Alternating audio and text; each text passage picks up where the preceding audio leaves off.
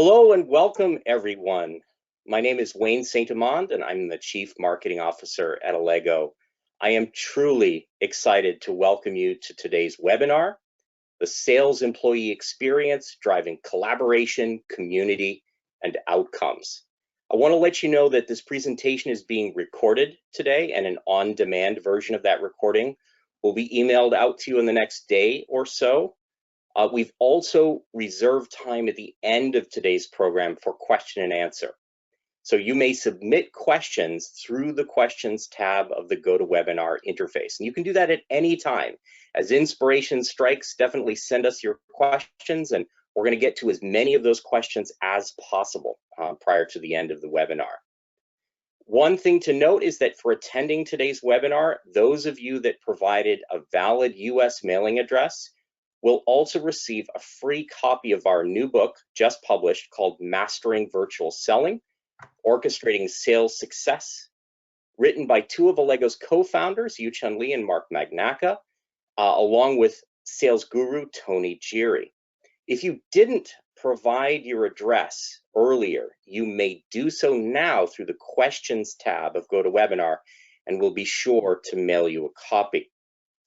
I want to let you know that Allego is a market-leading sales enablement platform that elevates performance for sales and other teams by combining learning, content, and collaboration all into one app designed specifically to work in the flow of work. Very appropriate topic for today. Now, I am delighted to introduce our thought leaders today from the Josh Bersin Academy, Josh Bersin and Kathy Endres. Josh is a globally known industry analyst, educator, and thought leader in all aspects of HR, leadership, and HR technology. Josh produces sought-after research and analysis on the topics of corporate human resources, talent management, recruiting, leadership, technology, and the intersection between work and life. And of course, Josh is the founder and dean of the Josh Bersin Academy, the world's professional development academy for HR. Kathy Endres is the vice president of research at the Josh Bersin Academy, leading and developing research-based insights for all areas of HR, learning, talent, and HR technology. Kathy has more than 20 years of global management consulting experiences, including senior level positions with Deloitte, IBM, PwC, and EY. Josh, Kathy, I'm so happy to have you here today and all of your experiences that you're bringing to today's presentation. So with that intro out of the way, please take it away, Josh. Thank you, Wayne, and thank you, Kathy, for joining us today, and everybody, welcome.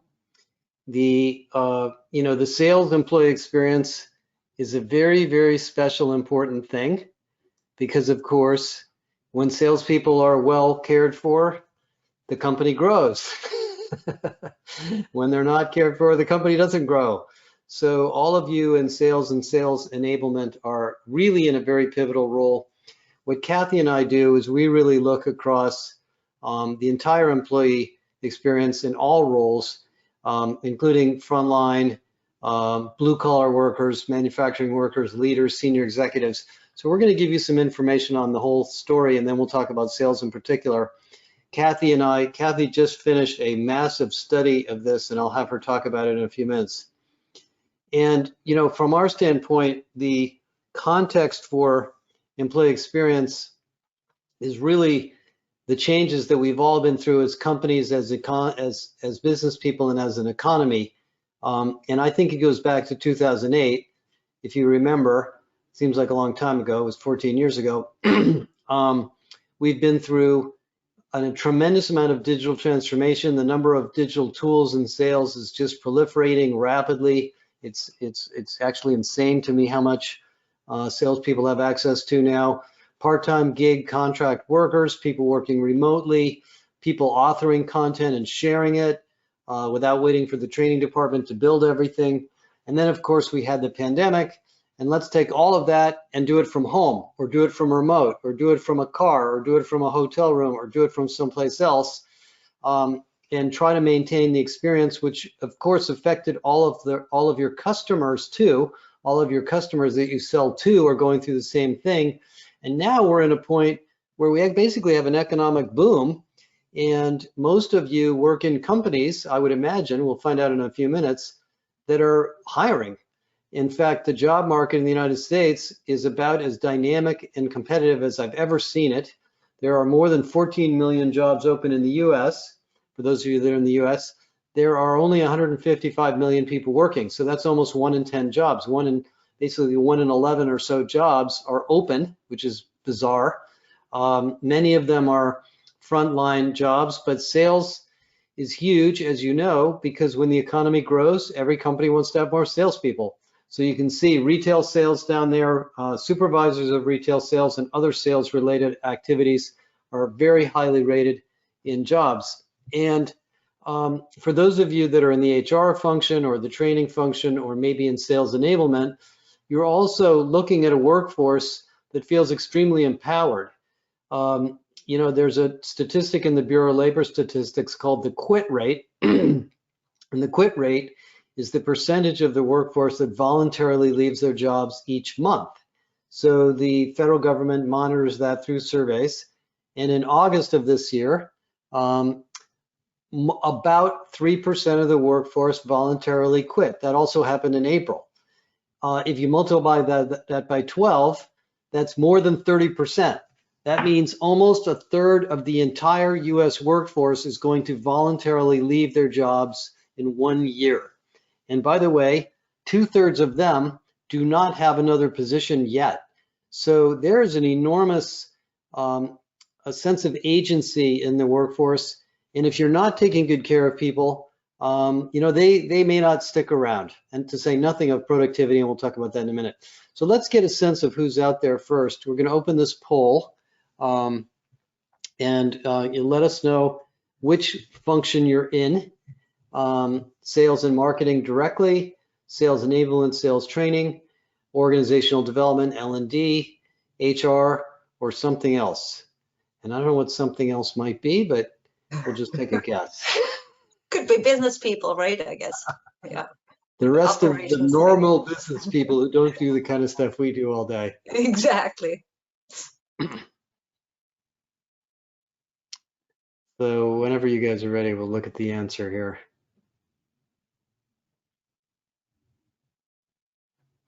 Okay.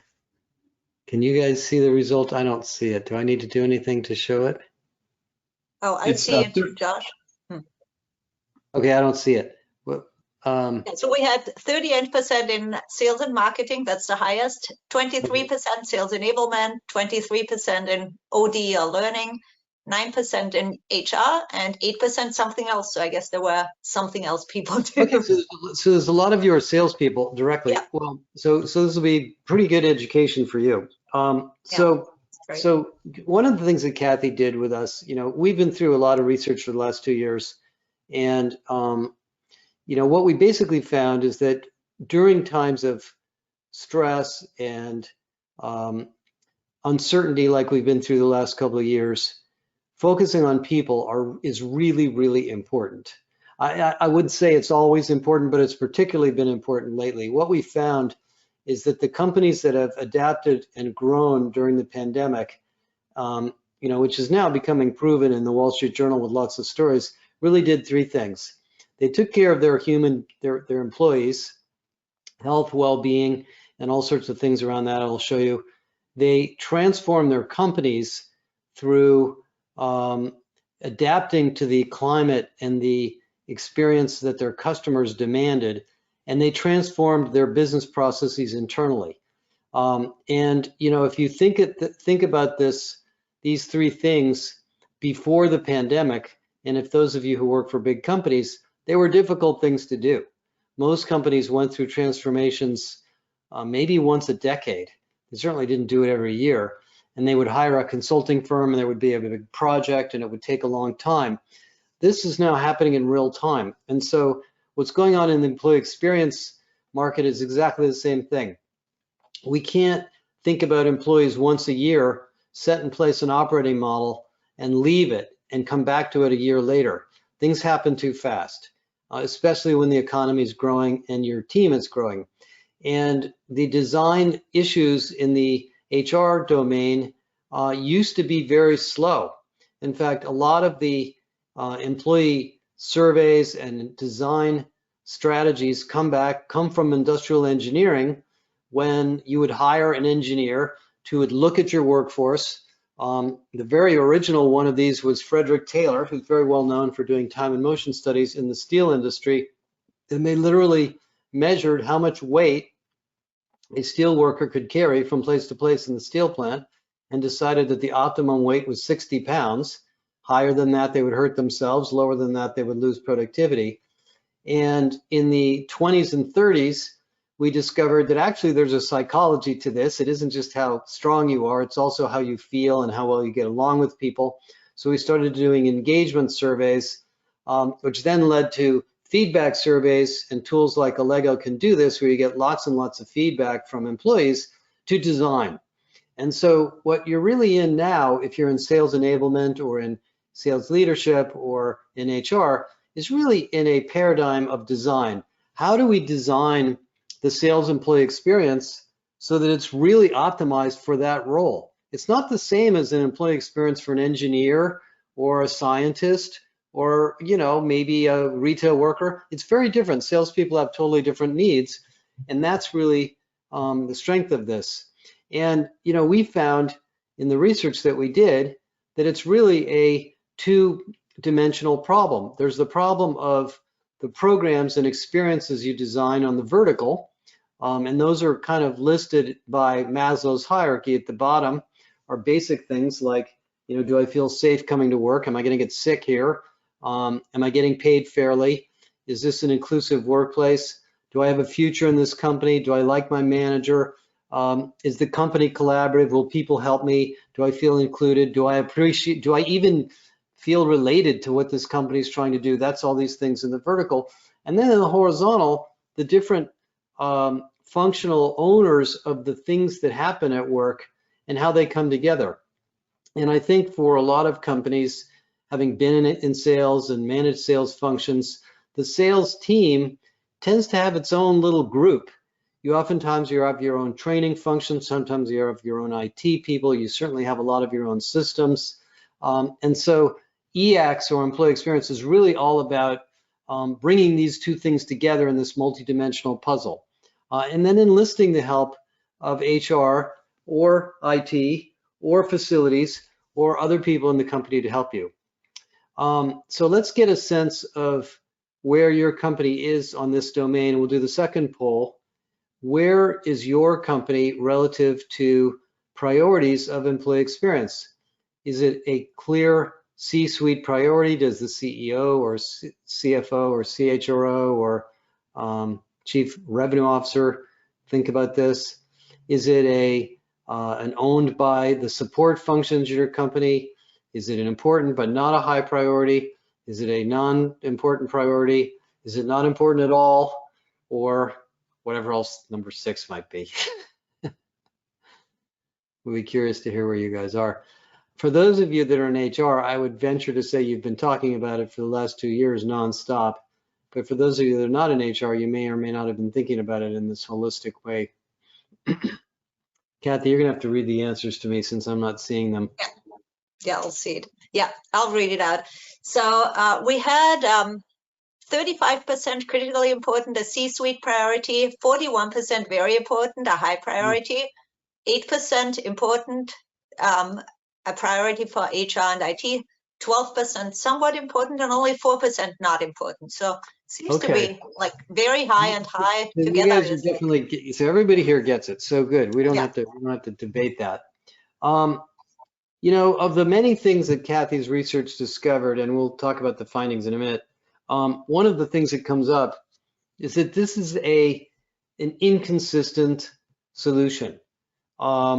You know, and I would remind you of this if you're in a design or an operations function, that every employee's experience is slightly different.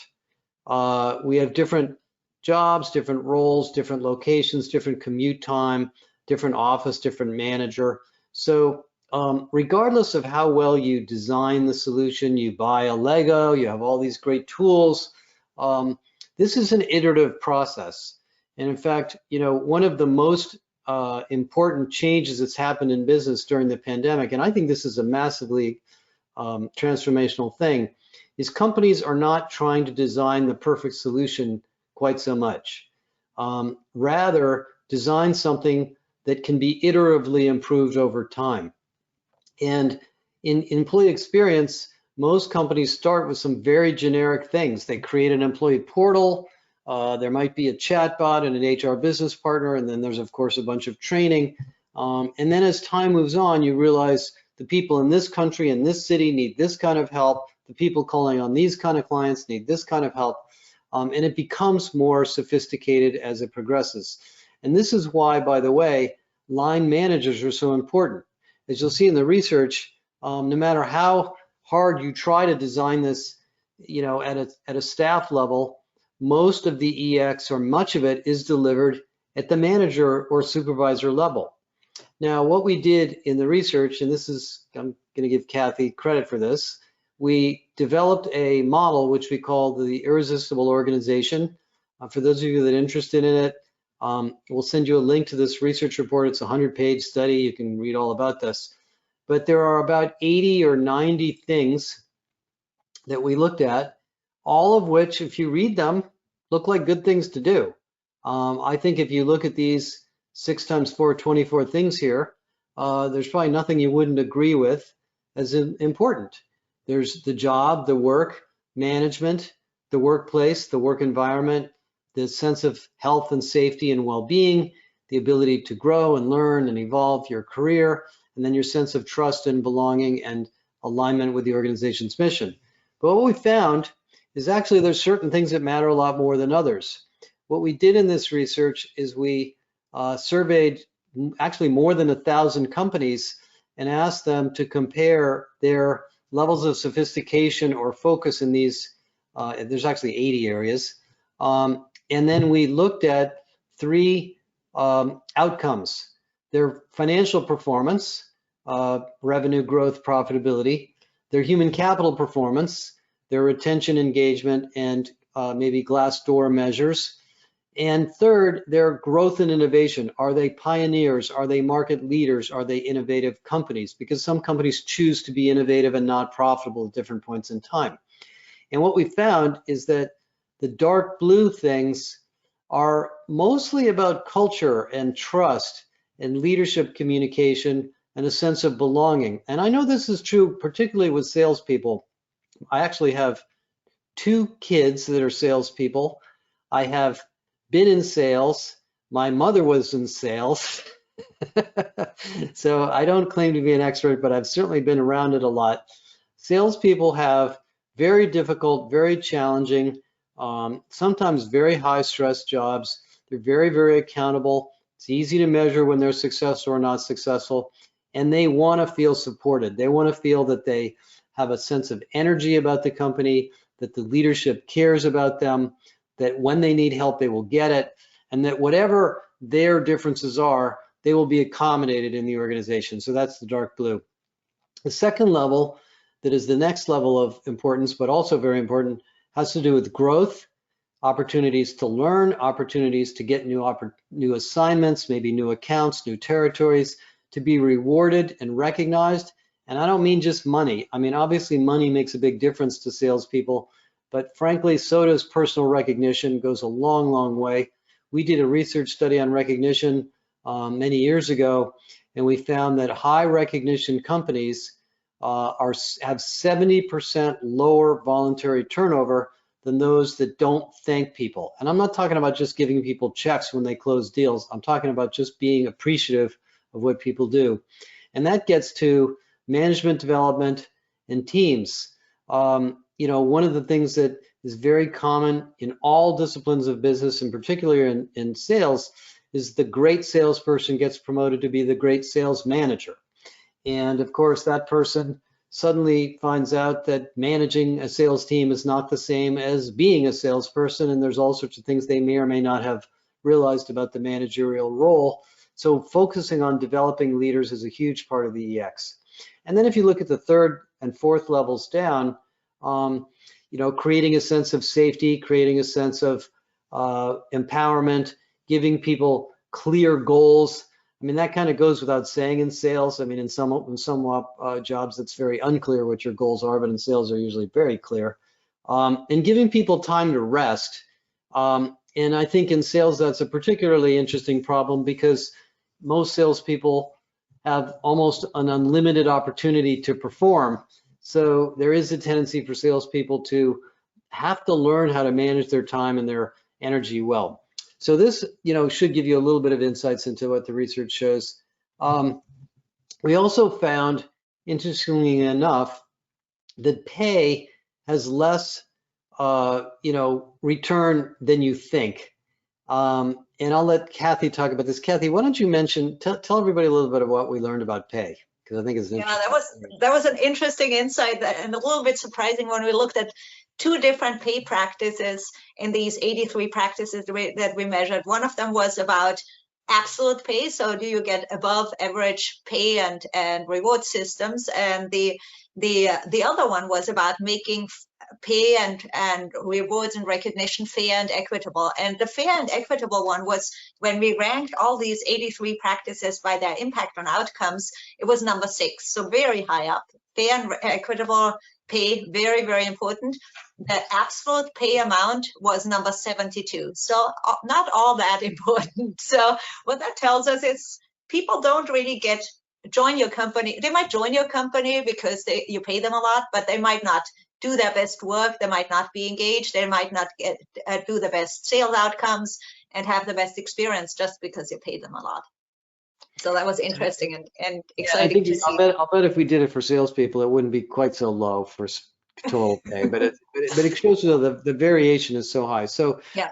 So relative to pay, being clear about the criteria, being fair on the payment process, it goes a long way. And you can see some of these other things that are really important too.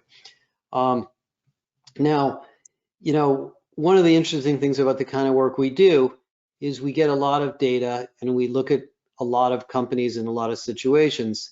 And what we found in this particular research is that there's 4 groupings or levels of maturity of dealing with all of these issues. The first is transactional efficiency. Let's make everything so easy to do that nobody wastes any time. And I actually think in sales, that's an enormously important thing to do because salespeople want to talk to customers. They don't want to futz around with Salesforce and figure out how to use the tools. So that's about 1/3 of the companies. And I'll show you what the results are among those companies. The second group, add to that a sense of growth and trust in leaders, that they build a culture of people helping each other. I would also add that in sales, from some other research I've done, many companies have found that the best salespeople have the best internal relationships. They know who does what inside of the company. They know how to get resources allocated to their clients and their projects and their opportunities well. They leverage the expertise of others. And there has to be an environment that supports that. I have worked in companies where all of the shoulder of responsibility was on the salespeople, and that gives them a very difficult job. So that's number 2, and that's about 1/4 of the companies. The third, the orange group, are companies that go beyond that with a sense of purpose. They talk a lot with employees about why we're here, what is our value proposition. Let's showcase some of our great customers and why they do business with us, great things we're doing in the community. They develop leaders, they bring leaders together so they get a chance to talk to each other and understand issues that each other are solving, and they create a sense of purpose. You know, I'll give you, in our company, for example, we're a very purpose-driven company, and you know, we probably could be a little more transactional, to be honest, but we have no problems hiring people, and we have no problems with retention as a result of that. And then the fourth are companies that actually look at what Kathy calls equitable growth, which means that in addition to all the other things, individuals feel a sense of growth of their careers, growth of their opportunities, growth of their personal skills and their personal desires, and that the company as a whole is interested in growing people. And a good example of that, I think is maybe a story. There was a CHRO, head of HR of a large healthcare provider in the New York State, very big company, who, healthcare is a very complex, transactional, difficult industry. And many people in healthcare have very difficult jobs. They work long hours, and they're not rewarded that much other than from the patient satisfaction. And the head of HR said to me there, she said, my number one message to leaders in the company when I meet with them during leadership development is, you don't own the people that work for you. You're taking care of them for me. I'm going to move them around. I'm going to grow them. I'm going to make sure they have the opportunities to work on the most important things inside the company. You as a leader are here to take care of them for a while and then let them move. And that's, a very empowered attitude in management that I think, sometimes is not always true in sales, but it could be depending on your organization. Kathy, what else did I miss on this? This is your research. I don't want to leave anything out. You did it well, Josh. You didn't miss anything. Okay. All right. Okay, so another piece of interesting insight to think about, if you look at those 4 levels and compare them to the 3 business outcome categories we had, they actually match up in an interesting way. At the bottom level, you see improvements in everything, of course, by just getting rid of noise in the system and making things easier to do. When you focus on management development and creating a more supportive team, you get better business results. So if the salesperson runs into an obstacle with a customer and goes to a peer or somebody in another part of the company asks for help and they get help, they close the deal. They don't get help, they may still close the deal, but it's going to be a lot harder.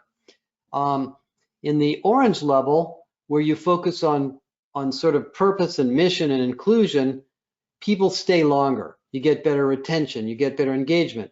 Now, you could argue that in sales, if people are paid well and making their numbers, they're probably going to stick around.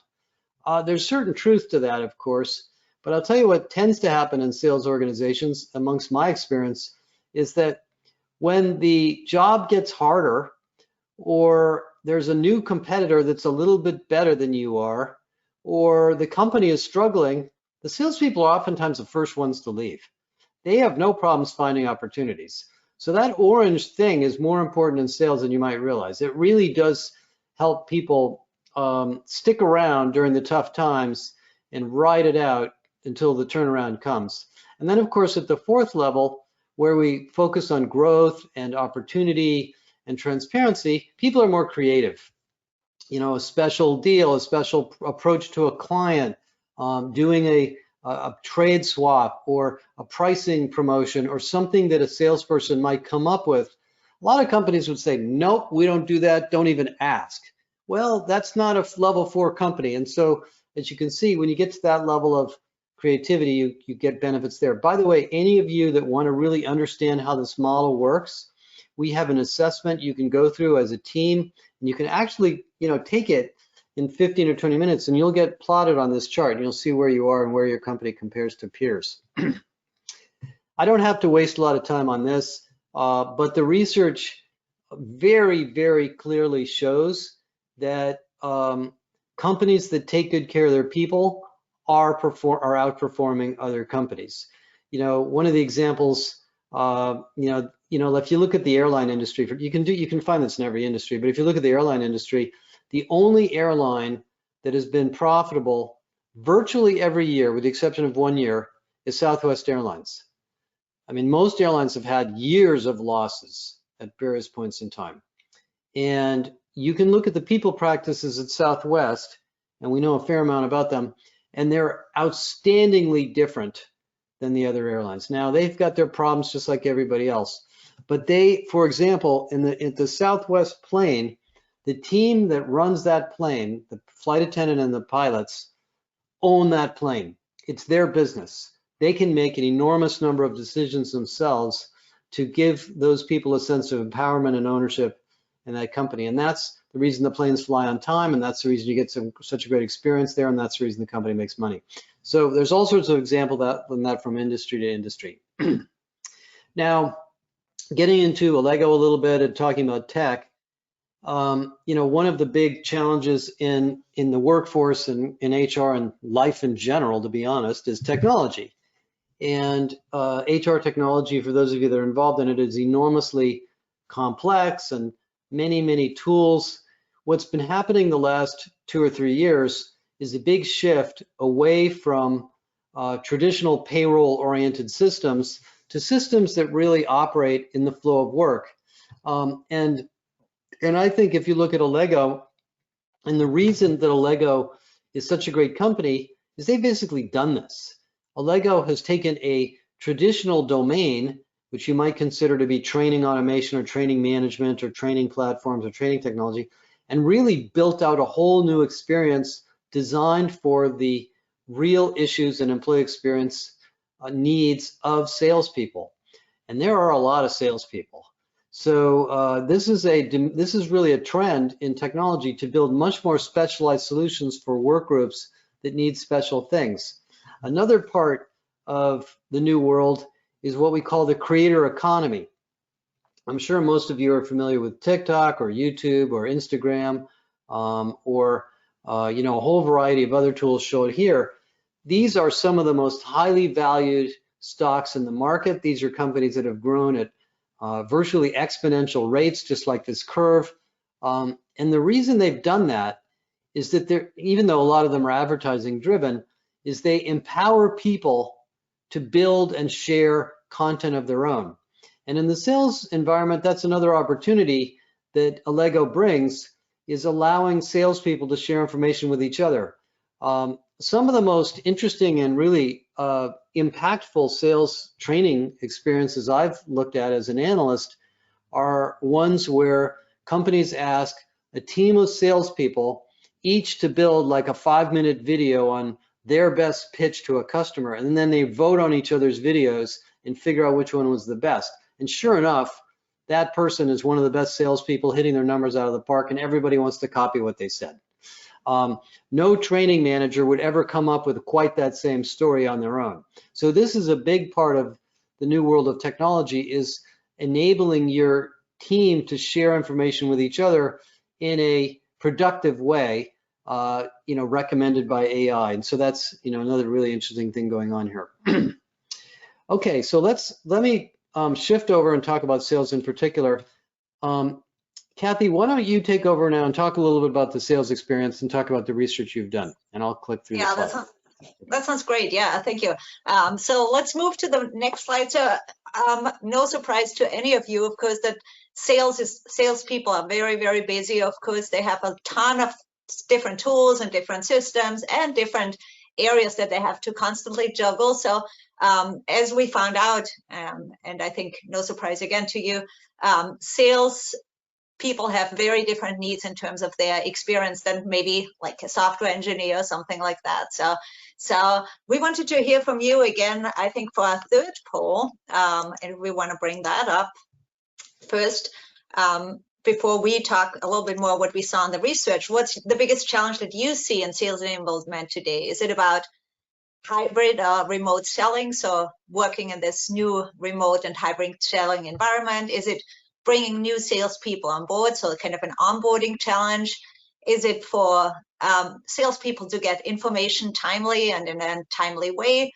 Is it helping salespeople develop their skills and behaviors, selling and sales pitches and those kind of things, and negotiating? Or is it enabling collaboration and community? And you can just pick one that's the most challenging. You probably want to pick all of them, but let's just pick the highest one that you see most impactful or most important in your sales environment today. And I think, oh, there we go.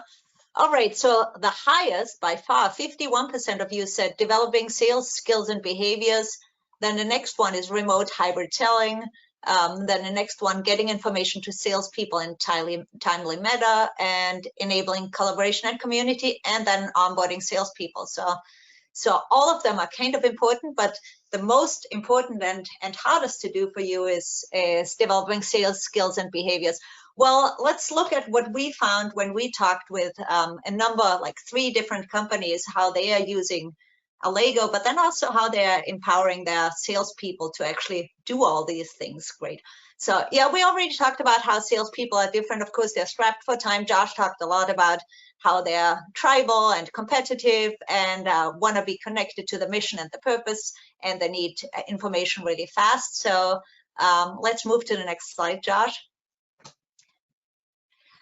So here's all the things that we identified. We kind of identified the needs of the salespeople in kind of 3 big areas. What they really need is, one is about knowledge. So they need just-in-time, fresh information. And a number of you said you need that too, and that's a big challenge for you. So you need people to know things and know them fast, because a lot of times your customer data or your product information changes really quickly, or information about competitors, any of those kind of things, or know who the internal experts are. So that's kind of the orange thing here that we see about knowledge. The next area we're also going to dive a little bit deeper into is sales skills and capabilities. And most of you said that's the biggest challenge for you. So that's great. And how do you get coaching and feedback on honing these skills and behaviors? And reminders and nudges, all of that factor in there. And then the last area was about community, motivation, purpose, kind of knowing the why. Do you want to do good work? Are you motivated to do good work? And how do you enable that? So let's move to the next slide. I was just going to say, just one sort of thought on the blue one. Yeah. You know, I've worked with salespeople that are very, very, very successful, and it always strikes me how sensitive they are to that. It tends to attract highly motivated, highly ambitious, and also very emotional people. So you all know that the blue thing is more important than you probably realize. Not all. Very, very, very important, right? Especially in highly complex enterprise scenarios, which probably most of you are in, right? So it's probably a lot of different moving pieces, and continuing to be motivated by the purpose of the company and the behaviors and the community that they build. So this is about the first problem, and I'll move a little bit quicker because I want to make sure that we have time for questions. So the problem really that we have here is, what's tough about information, like the first area about knowledge, is things are moving really quickly. Usually your customer information is housed in a different place, and you have lots of different databases and spreadsheets and collaterals and hard drives. And when people get ready for a sales call, they need to have access to that really quickly. And they also need to know who to ask about something, but they usually, a lot of times, they don't know where to find, so where to tap that. And that's really a knowledge management problem, if you want to move to the next slide. And knowledge management, there's some data from our study here, how important knowledge management is, because when you think about knowledge management, it's not just about databases and searching, but can knowledge also find you? Can you get proactive notifications of something new coming on board, right? If there's a new product information out there, for example, for your salespeople, a new customer information, you want to have the knowledge get to you, not just you having to search for it. So that's kind of the shift in knowledge management from like a database approach to a human-centered approach, where it's not just about push, not just about pull, but also about push, and not just about content, but also about experts. And so what we found there here, if we want to go to the next slide, is the solution really here is to put knowledge in the flow of work. And we call that knowledge in the flow of work, where you can get salespeople short video-based content really quickly to find them, AI to categorize and learn, and finding and contacting experts really quickly as you get ready for something, not just sitting through like a 2-hour sales presentation, because honestly, nobody has time for that. And salespeople, as you all know, are probably not very patient with that, but they want to have like quick bite-sized content really, really quickly, and engaging and fun as well. And so two of the companies that we interviewed here, one of them is Vmware. They had a big maze of all sorts of systems, and they didn't know, their sellers didn't know where to find stuff. And now, as they're using Allego, they know that everything is in this sales platform, right? So anything that you need to know, you don't have to go to all these different places. So that was one of the problems that they were trying to solve. The other one was John Hancock. They said they had a lot of what they call tribal knowledge, so inaccessible in people's heads. And so now they empower all their people to basically, what Josh said before, create these kind of bite-sized videos and share it with other salespeople so that they can access it as well. So it's not just in people's heads, but then also at the fingertips of all the salespeople. So that's about the knowledge piece. The second area, and that was the most important one for you all, was skills and capabilities and behaviors. So the problem really that we see here is that a lot of times it's hard to get coaching and feedback at the time you need it. Like you would like, I think everybody would like people, like a little coach to sit in your shoulder and watch you do your sales pitches and record your sales calls. But of course, that's not possible with a human coach so much. And especially now that a lot of us are still remote or hybrid ways of working, it's very hard to get this kind of real-time feedback really quickly. And so what we found, what really works well for that kind of area is what we call advanced learning tools. So learning tools that kind of observe you, that put the learning in the flow of work again. So yeah, you see that in the flow of work theme in all of these areas, where you can have, for example, sales calls recorded, and then you could have maybe an AI coach or something like that that would tell you, you didn't use these keywords, and here's like some kind of insights from an AI coach even, so scaling it much more broadly. And then also getting to sales managers, for example, or to your peers to say, give me feedback on how well I did on this sales call. Did I do it well? What would you do differently? And then sharing kind of great sales pitches and building these great sales behaviors. So that's kind of what some of these companies that we talked with as well. And another a company that we talked with is Finastra, their fintech company, and they said they didn't have a lot of consistency in their pitches because they were kind of global company and like distributed salespeople. So what they found out is, as they had people record their calls and get remote coaching, AI coaching, and practice sessions, and the reminders and all of that, they saw a lot more consistently sales pitches and sales behaviors and handling objections and all those kind of things. So that was the behavioral piece. And the last piece, and Josh, you called out, that's very important, and I agree, it's extremely important, is like, am I motivated to actually do great in sales? Do I feel like what I do is connecting with the mission? Do I feel connected with experts as well? So especially in this hybrid world and in the remote world that might be new to a lot of salespeople, a lot of people feel disconnected. So they can't really share, like in the way that they had before, a great win story, or work with the team, or get some leadership messages in the same way that they used to get before, or like have get-togethers and all of that. So, but they really want to feel like they belong to the team. They know what that they do matters, and all of those kind of things. So what we found is creating this sense of inclusion and belonging is really, really key. And I think no surprise to anybody that inclusion, a sense of belonging, we showed there's also in our heat map as well, when Josh talked about this big heat map of employee experience. That was one of the areas that was highlighted really, really darkly, because it really impacts all sorts of things, including business performance, including innovation as well. And how can you do that with a sales team? One thing that we noticed when we talked with a lot of companies is that they had kind of online events, for example, online sharing win stories. Cohort-based learning, of course, really creates this sense of community too. All three companies that we interviewed for this, John Hancock, Vmware, and Finastra, told us, for example, they do onboarding in cohorts, and people can share things and do have little competitions and group challenges, and of course create these peer-to-peer connections that really make people feel like they belong and really motivated to do good work and drive your business growth forward as well. So this was the third another one. thing, just an observation, Kathy, on this, having led some sales teams, there are also situations where somebody is underperforming for maybe sometimes a long period of time.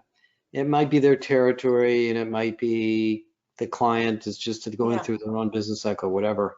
I think that's a sense of inclusion too. How do you take care of that person so they will come back and perform when the opportunity is there? That's we have an application of this to sales. Oh, very important, I think, too.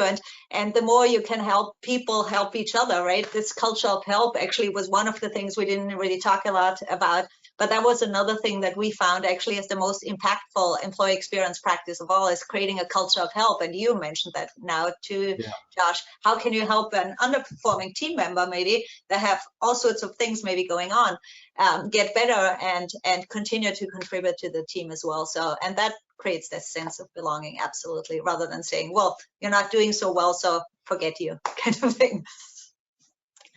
Yeah, I think we're ready to close this up before we do any okay, well, this is sort of the Kathy, that's a really good framework with the 3 categories: knowledge, capabilities, and motivation. And I think you guys, I'm sure, can apply it to your company in many different ways. I think we're ready to turn it. And there, by the way, this will all be written up and published and available through Allego in a research report. So stay tuned for more on that. Exactly. Yeah, I think I already talked about each of these companies, what their business problems were, and you see case studies written up on John Hancock, Vmware, and Finastra. They all had kind of different business problems, but they all had to do with building knowledge, building capabilities, and building community, and how they used Allego and in general, like, enabled their sales force to be much higher performing. And they also saw great results. So I think we're ready to move this over back to Wayne, I think. Wayne, over to you. Thank you so much, Kathy and Josh. Really amazing content. Thank you so much for performing the research and obviously making it available via this webinar today. Just 2 quick notes, and I want the group to know that first, we are going to be making it to a Q&A session. So for the next minute or so, as you're thinking of questions, please contribute them via your GoToWebinar interface in the questions box, and we're going to get to as many of those as we possibly can. So start putting those questions in now. We'd appreciate it. 2 other things to keep in mind. First here, I'd like to recommend another exciting webinar that we have coming up on November 17th with our Chief Product Officer, Andre Black. He's a really compelling speaker, similar to Kathy and to Josh here today. So Andre is going to be sharing his views on the state of sales enablement technology as we head into 2022. It's really going to be a must-see event. So take out your camera on your cell phone and take a picture of this QR code. It'll prompt you to register for the webinar. You can do that right now. We definitely recommend that. And then next slide, please. All right, just no worries. All right, we've got another piece of content, essentially a brand new research report, which is called Who Should Own Sales Enablement? This research explores how winning companies define sales enablement. There's a lot of great data in here. Just as you heard today, we're a very data-rich organization looking to provide that data and enable you to make great decisions on your journey here. So here again, too, if you're interested in this, take out your cell phone, open up that camera, take a picture of that QR code, and it'll get you right to the download page. So I think with that, let us move into the Q&A. Let me just look at the window here. It does look like we have a few questions, Kathy and Josh. So ready to start taking some questions? Absolutely. All right, fantastic. Okay. So our first question here is a sort of a multi-part. There's a few questions in this one. So let me start out here. Do you believe that culture flows from down from the top number one, are there examples of companies where strong cultures were formed from the bottom up or the middle out? So where do you think, how do you think culture flows in I'll most answer companies? that first. Yes, it comes from the top. Leaders have an outsized impact on culture, sometimes much more impact on culture than they realize. Small behaviors by leaders have massive ramifications on how other people behave. So it is important for leaders to get feedback when they do things that are, maybe not the best thing for the organization. They're not perfect either. So I would agree with that. As far as the bottom up, let me give you a funny story. We happen to know a lot of HR people, and there was a guy who did a bunch of analysis of organizational network analysis, which is communication between people, who's talking to who, where the emails are going, and so forth. And they found that it was a consumer packaged goods company, in the South American sales organization, there was a lot of peer-to-peer communication.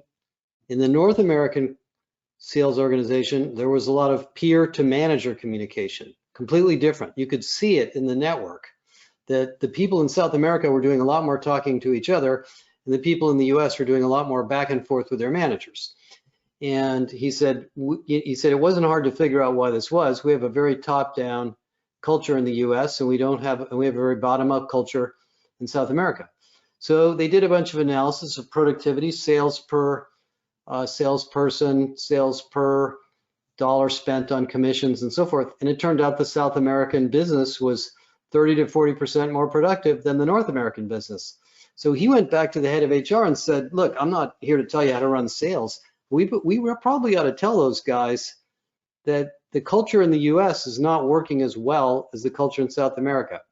Now, there may be other reasons why the South American team was like that. It may be the market, it may be the people they hired, but it's a very interesting story. So you do get to make a decision as a manager or as an enablement leader on how much empowerment you want to create. And that also can be impacted by who you promote into management, why you promote certain people into management, and who you bring in as top sales leaders. So it's a very interesting question, and I can't say every company should be highly empowered, but that's certainly an interesting trend to consider. Anything else to add, Kathy?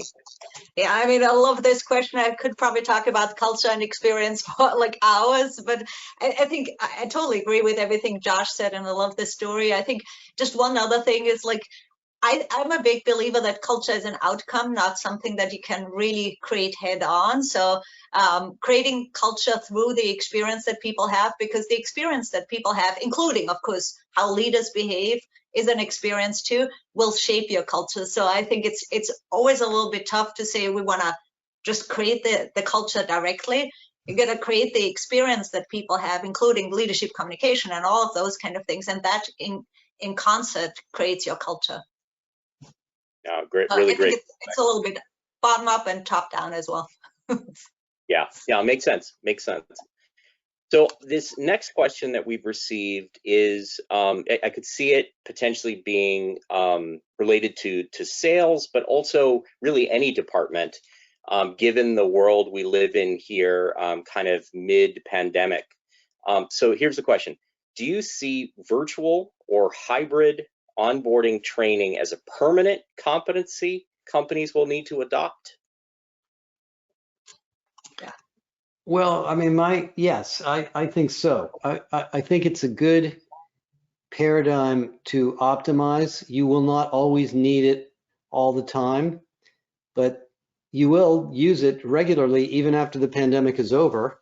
And by the way, the best learning is blended. The best learning, regardless of how you do it, is not all sitting in a classroom all day.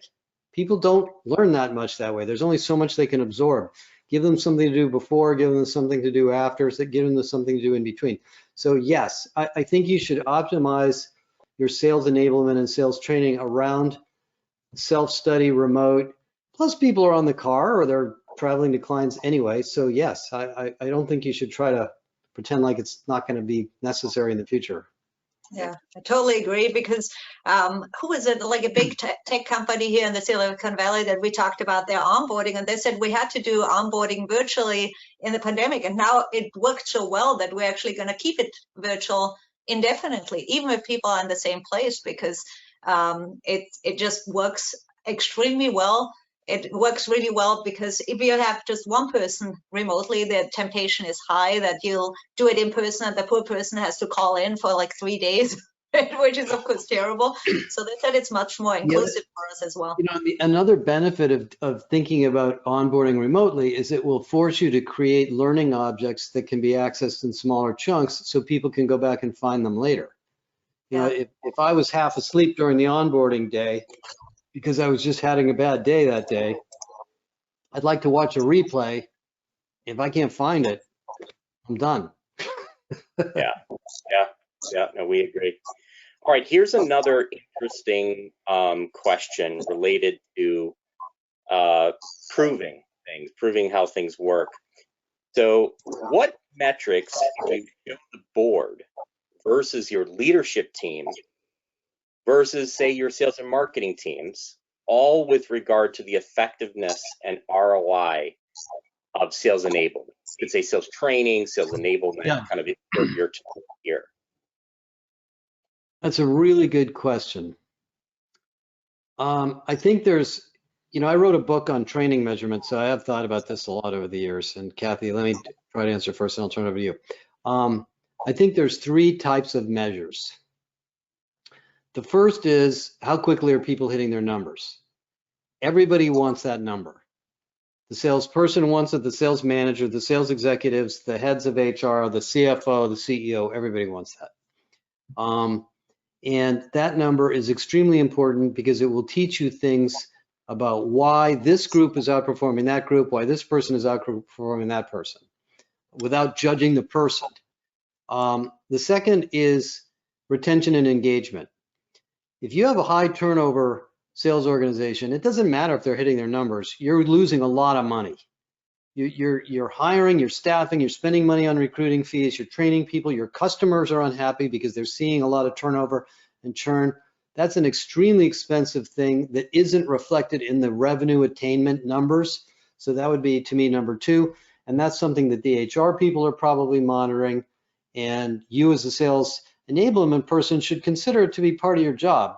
Because if you're enabling people in a positive way using our model, they're going to like their job even when they're not hitting their numbers perfectly, and they'll have this extra energy to go back and, you know, deal with the adversity they have in this situation. The third is the financial measures, which is the P&L of the business. And I don't know if sales enablement people think about this so much, but one of the most complicated business decisions that CEOs and CFOs have to make is the operating model. Should we raise prices? Should we lower prices? Should we hire expensive salespeople? Should we hire low-cost salespeople? Should we outsource sales? Should we have more SDRs? Should we have more marketing? There's 1,000 knobs here. The companies are tuning behind the scenes. I don't think you have to worry about that too much in sales enablement, but I think you should be aware of the fact that those decisions are being made, and you should be at least involved in those decisions. I have an example in the case of somebody who is in my family who works for a company that is changing their sales model. They had what was called a product sales model where they expected the customer to try the product and buy it without a salesperson. I thought it was going to fail. It did kind of fail. Turned out that wasn't really possible. Now they're moving to an enterprise high-touch sales model. The sales enablement people need to know that that decision is going on and why, you know, the organization is moving from one direction to the other. So all of those are things that have a huge impact on sales enablement. So I think you should consider all of them important parts of your job. All right, thank you so much, Josh. We appreciate it. We're at that time now where we've run out of time to address questions, and we're going to bring the webinar to an end. So thank you everyone for joining us today, especially a special thanks to our guests, Josh Bersin and Kathy Endres. Really, what a great informative session. We really, really appreciate it. For our other webinar guests, please remember that upon leaving the webinar, we certainly would appreciate if you could take a moment to complete our short 3-question survey, get your feedback so we can improve these webinars in the future.